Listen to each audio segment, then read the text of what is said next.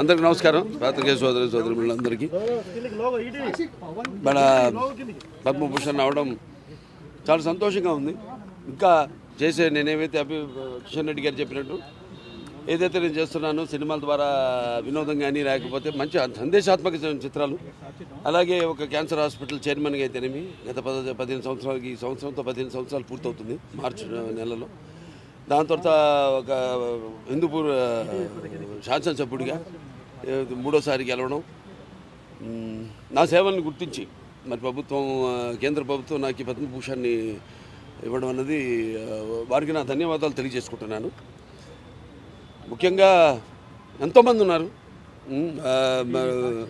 అంటే నా వెనక బలం ఎంతోమంది. ఇప్పుడు నా కాన్స్టిట్యుయెన్సీ విషయానికి వస్తే నా అక్కడ హిందూపూర్ ప్రజానికానికి నా ధన్యవాదాలు తెలియజేసుకుంటాను.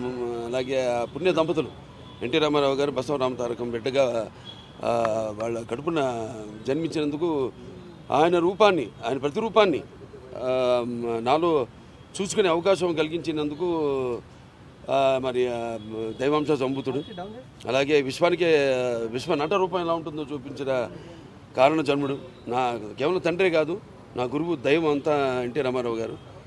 మరి ఆయన ఒక బిడ్డగా పుట్టడం, అలాగే క్యాన్సర్ హాస్పిటల్ ఏదైతే ట్రస్ట్ మేము నడుపుతున్నామో అక్కడ మా డాక్టర్లే, మా బోర్డు మెంబర్స్ అయితేనేమి, అడ్మినిస్ట్రేషన్ సైడ్ అయితేనేమి, లేకపోతే మా డాక్టర్లు, మెడికల్, పారామెడికల్, అలాగే నర్సింగ్ స్టాఫ్ అంతా కూడా వాళ్ళందరి, అలాగే చలనచిత్ర పరిశ్రమ విషయానికి వస్తే నా నిర్మాతలు, అలాగే నా దర్శకులు, నా తోటి కళాకారులు, సాంకేతిక నిపుణులు అందరూ ఇంకా స్ఫూర్తి, అంటే మళ్ళీ వెన్ను తట్టి ఇంకా మంచి ఒక ఆక్సిజన్ మళ్ళీ నింపినట్టు, మళ్ళీ ఇంకా మంచి ఇట్లాంటి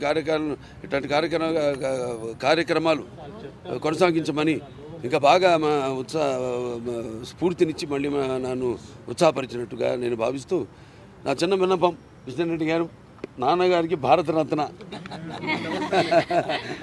అది అంటే ఏదైనా ఇంకా దాని గురించి అందరు కోరిక, కేవలం ఆయన అభిమానులే కాదు మొత్తం ఆంధ్ర తెలంగాణ రాష్ట్ర ప్రజలు ఎక్కడ తిరుగురున్నా అక్కడ వారందరి కోరిక అది కూడా త్వరలో నెరవేరాలని భగవంతుడిని కోరుకుంటున్నాను. నేను నాకు ఎంతో స్ఫూర్తిదాయకమైన ఎంతోమంది ఉన్నారు